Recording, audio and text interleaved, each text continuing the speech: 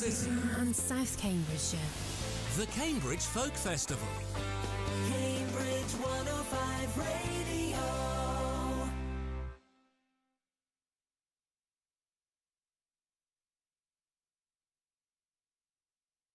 At the Cambridge Folk Festival on day one of the 2022 event. Les, it's good to be back, really, isn't it? It really is, Julian. Yes, it's a wake-up call for us all. Yeah, isn't it just? We've Yeah. seen quite a good selection of artists pass by the media area today. Over the next half hour or so, we're going to be giving you a chance to watch some of those interviews. Also got some live music for you as well. First of all, we're going to go back to the early afternoon when Alex Elbro and Linda Ness were speaking to Janice Burns and Joe Doran. Somebody quite recently, he said, their music and harmonies are divine, like having one's inner ears massaged and tickled. Ridiculously pleasurable. This is news to you, John. This is news to me. I thought you were going to bring up a slightly worse review, to be honest. No. We had one from a gig day before yesterday. It was a very good review, but it was funny. She said, they promised to be more cheery in the second half. They but weren't. No. But they stood up. Well, there you go. What more could you expect? Yeah. So what's the history? How did you two get together as musicians? Well, we studied at university together, and I think we just instantly got on very well. We were always the last ones in the music studios, sort of being a bit geeky and practicing and stuff, and so we just always ended up spending time together. And we got forced together in a lot of ensemble groups at uni as well, and I think we just realised that we liked playing together through that. So you were at music college, presumably? Yeah, we studied on the folk and traditional music course at Newcastle University. All right. And are you still in England, or are you living in Scotland now, or? Yeah, we're still in England. Well, I mean, I've always been in England, but I've dragged Janice down, and she's staying here now. So, how do you choose the songs that you play? So we spend a lot of time. We get our songs from archives, like sound recordings and manuscripts, but certainly personally, I'm always drawn to the themes and the stories. I like to find songs that I can relate to and that other people can relate to, that have a sort of, even if they're very old, they've got this sort of resonance with whatever's going on in people's lives. But I don't know about you, John. yeah, I think for me it's the stories as well. It's having stories that are still relatable today, and ones that aren't age old and kind of we can't really understand them now. So yeah. It's nice. I know exactly what you mean. Yeah. And you're in the process of producing your first.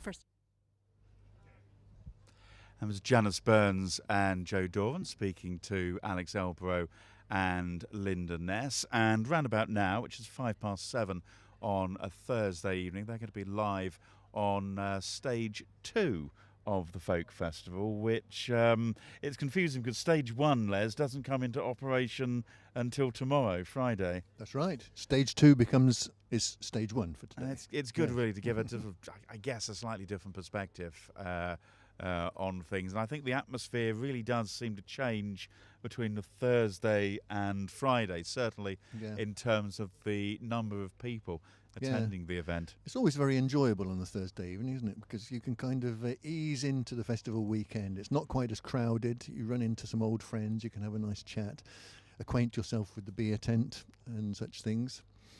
And and then tomorrow things kind of start up with a vengeance, don't they? You have the bigger acts, you have a more crowded environment, and the kind of more exciting, but nicely chilled as on well, the Thursday actually, evening. which isn't necessarily always a good thing. Now, one of the major stages here, other than of course stage 2 and stage 1, is the Den, and one of the acts performing there today is the Mardlers. And a little earlier on, Alex and Linda spoke to Josh Robbins from the band. A learning curve, actually. I suppose I've worked in and out of bands for plenty of time, so I don't really mind that much. But it was more fun than anything. You get more inspiration when other people are telling you your stuff's good.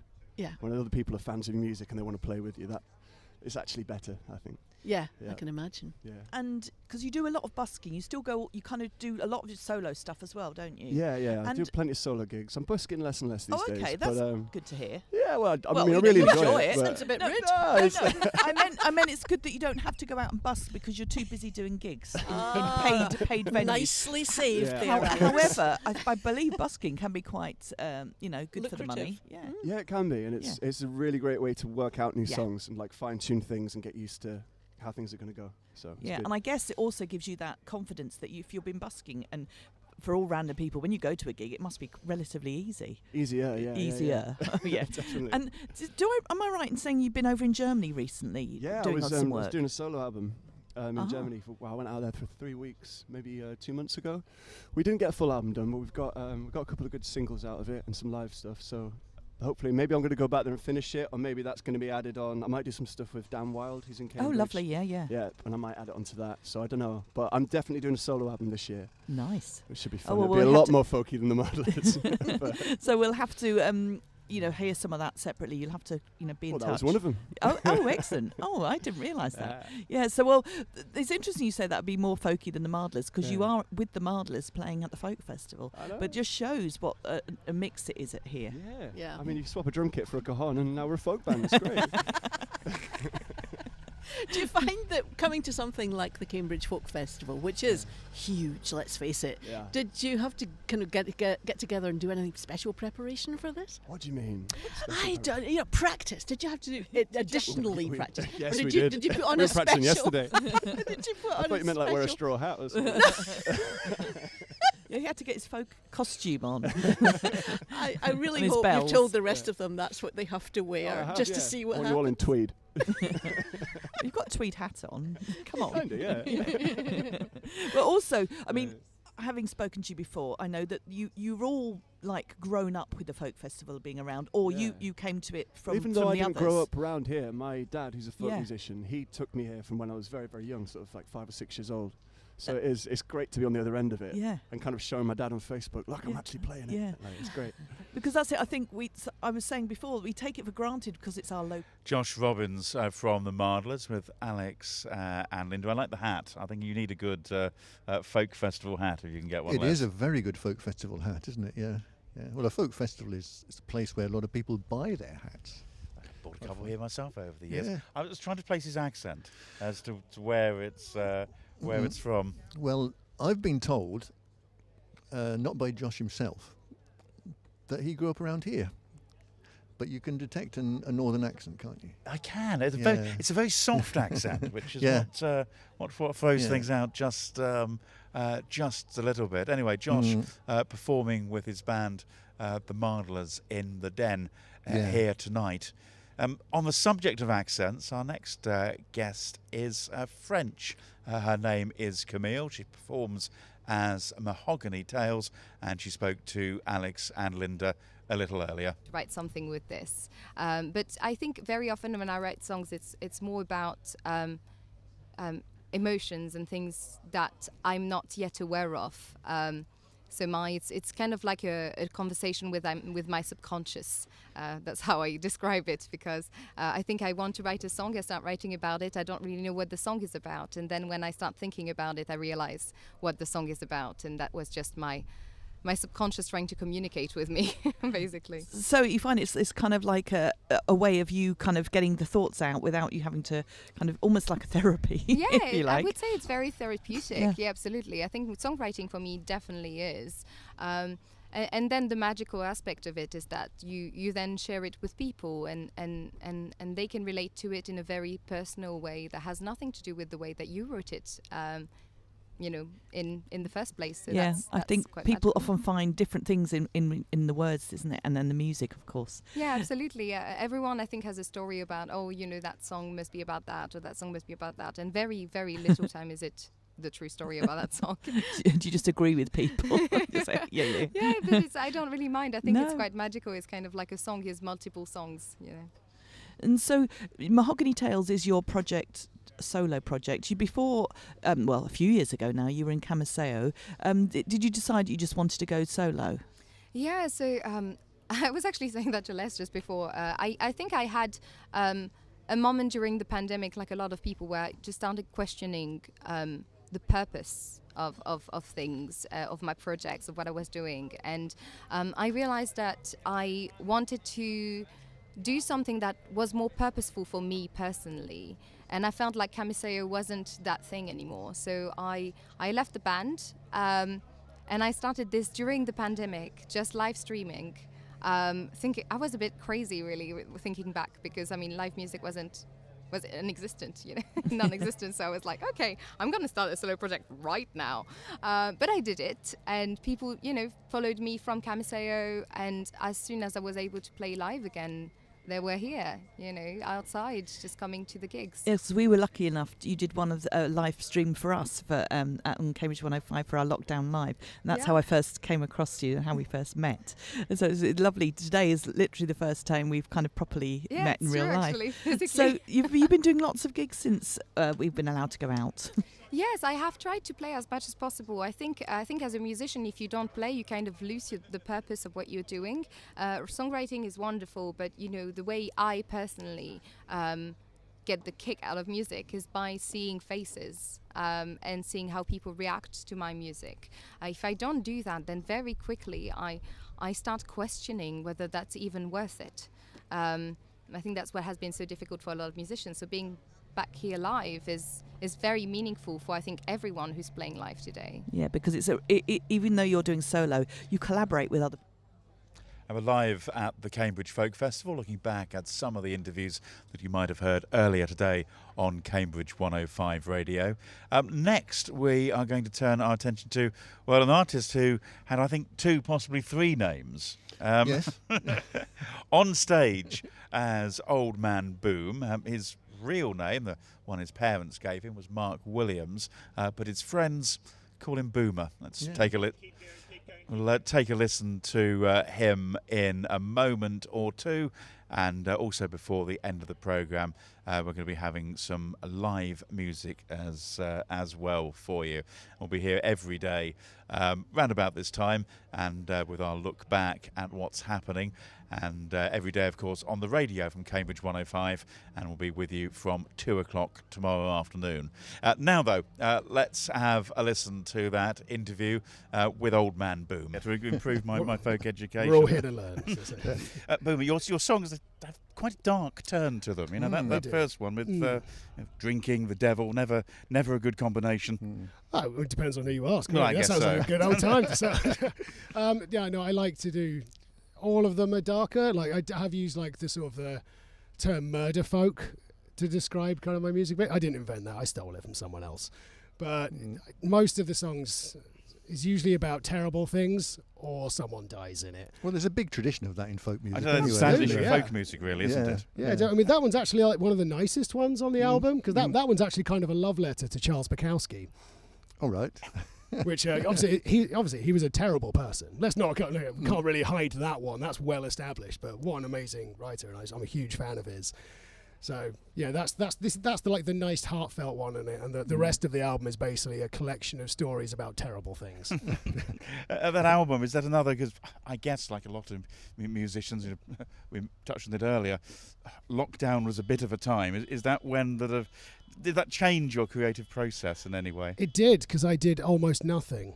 So I went one of these people like our previous guest who was online doing performances. I did do some of that. So I did a few streaming shows, and I played a whole bunch to my friend Ben Sides, or B-Sides as he goes under. So he lives around the corner from me, so he did one every week. So I'd pop round and be a guest on his, or I'd do a couple of my own. But when it came, I did have the lofty plan of like, well, I've done an EP. Why don't I just write a whole album during lockdown? I've got all the time in the world. And like nothing came out. I got absolutely nothing done. I don't know why. So what then was the spark which helped you to start putting it together? I think it was just being unleashed back into the world again, really. I mean, it was a weird one, because the first song I remember writing afterwards was I went to my parents' house to have we just sat in the garden and had like pizza and drank a whole bunch of beers and just had like a really nice time. And then I immediately went home and then wrote a song, but the song has nothing to do with what We do that because they're all fictional stories, pretty much everything. That's the one I played then is the only one which actually really has any base in anything. You feel you have to be in the right, almost like a mood-based thing, really, and how and how you feel, which gets the creativeness going. I guess so. Or maybe I just got to a different level of drunk or something like that. You know? Well, one of the negative things about lockdown, one of the many things, was the lack of stimuli, though, wasn't it? I mean, how can you write if nothing's going on? Well, you can write about how miserable it is to be in lockdown, and there are plenty of those songs around. Yeah, I it's don't probably think better anyone, not to have written them. Yeah, no one wants to hear a lockdown song. No, again, no. I don't think. There's not many songs out there about the R number, is there? That's the thing. It's quite maybe you could write one. Because during lockdown, it was very depressing every week. I kind of enjoyed a lot of lockdown, to be honest. I'm quite sociable, but I'm also very solitary. So the fact that everyone just kind of left me alone for a while was great. Quite enjoyed it. did have the occasional positive moment.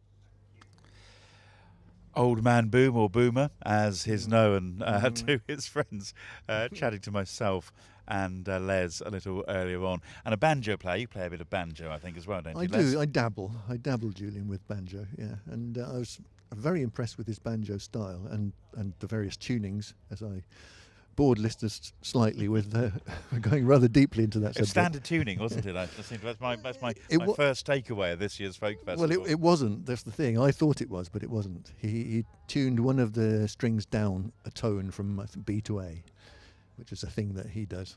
It's very, very important, these things. We will now take a listen to another local artist, and that's Hannah Lou Clark. And she came in complete with electric guitar and pedals when you get there. Yeah, I suppose so. I mean, I've always sort of got like a pool of songs, and then they tend to just get released when the time feels right. So the album's actually got some stuff that I wrote about 10 years ago, a couple of really old tracks as well. Oh, really? Yeah. Just squirreled them away. These ones which you play at gigs from time to time? Yeah. Just come back to? Yeah, exactly. They kind of make more sense at different times in my life. So, yeah. That makes sense.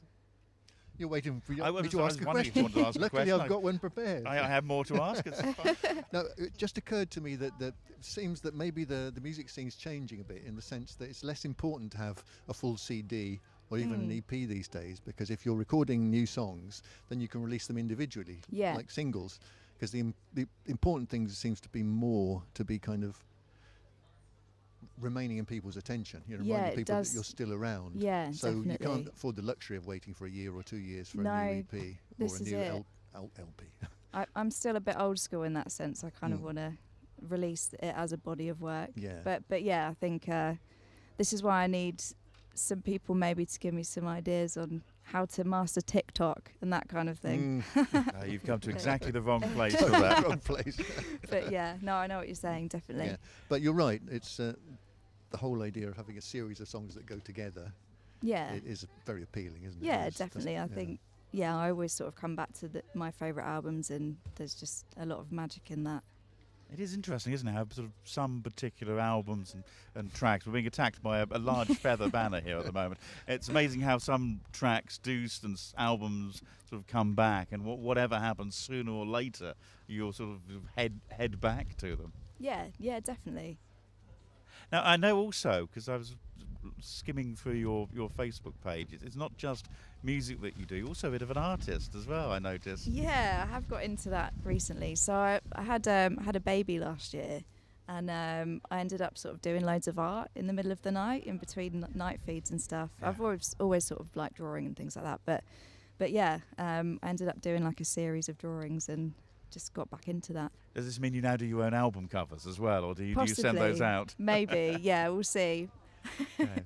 Well, we've got time for. Have we got time for? Yes, of course we've got time for one more song. Cool. So what? I just need to have a quick tune. We have second tuning of the Hannah Lou Clark, and we'll be hearing some of Hannah's music before the end of the show, as we'll hear a little later on. This is wonderful sort of guitar work that she had going with the foot pedals. She did as well. It's ever so subtle, which is what I quite enjoyed about it. Yeah, very interesting guitar technique generally.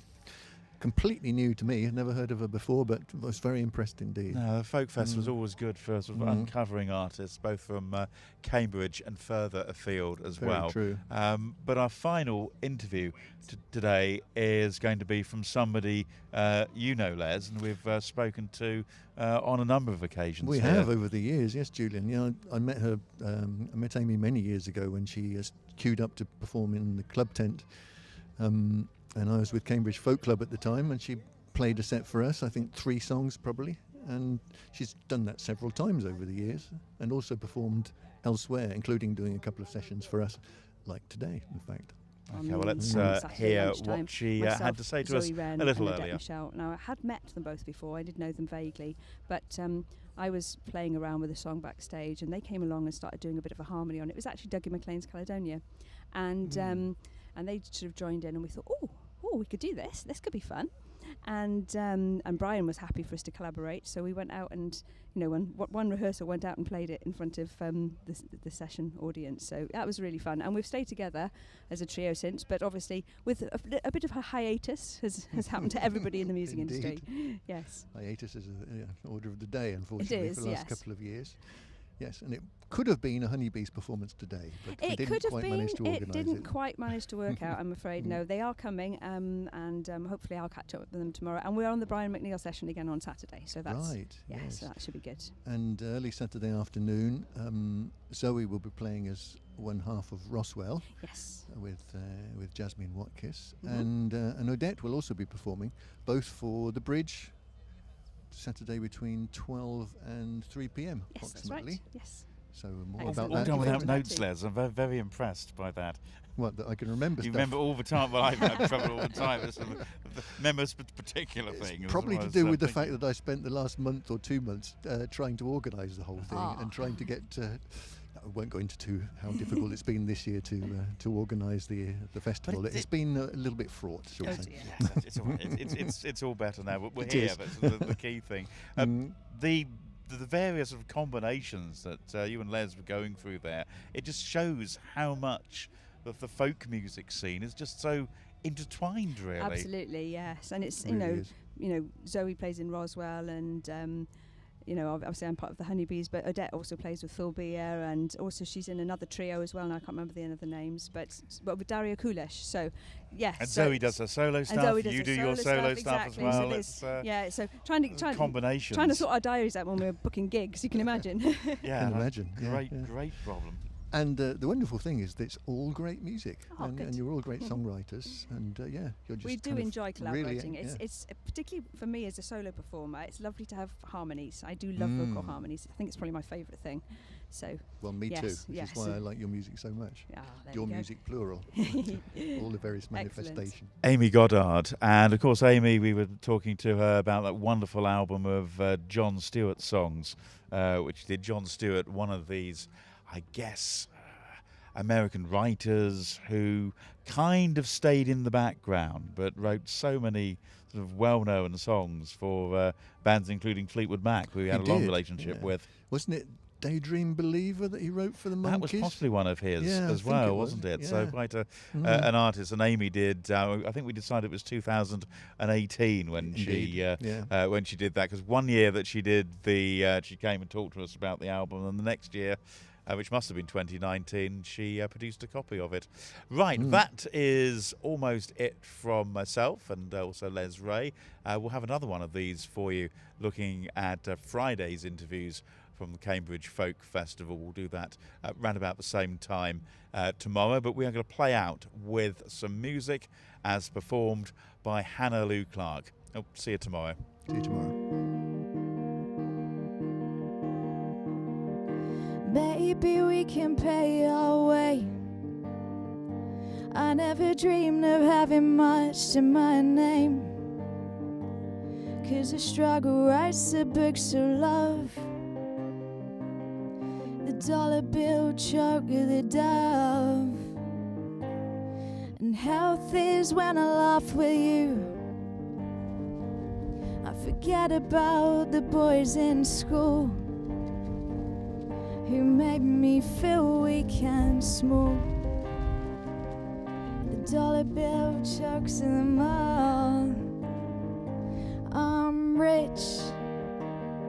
I never had this much in my life.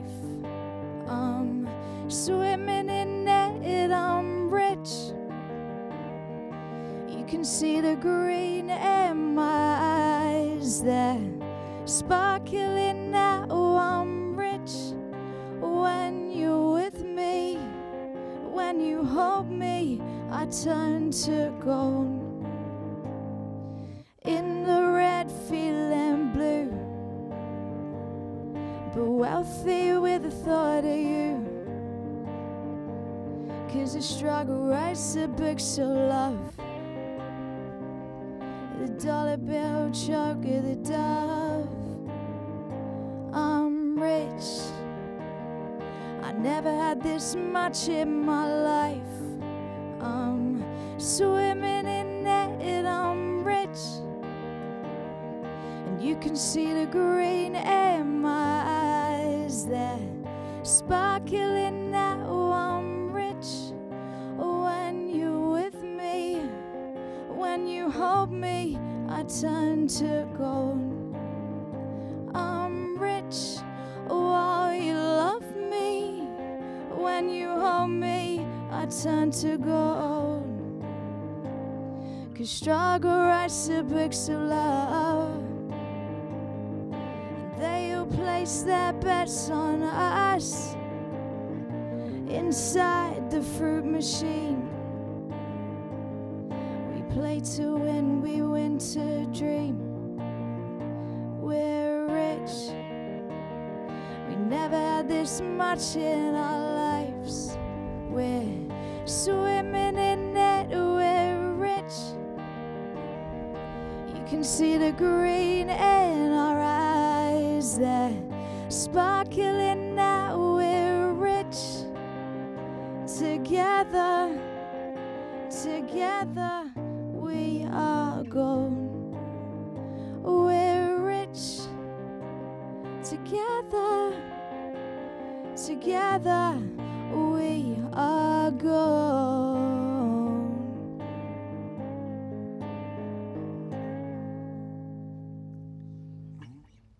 I enjoyed that. That was very.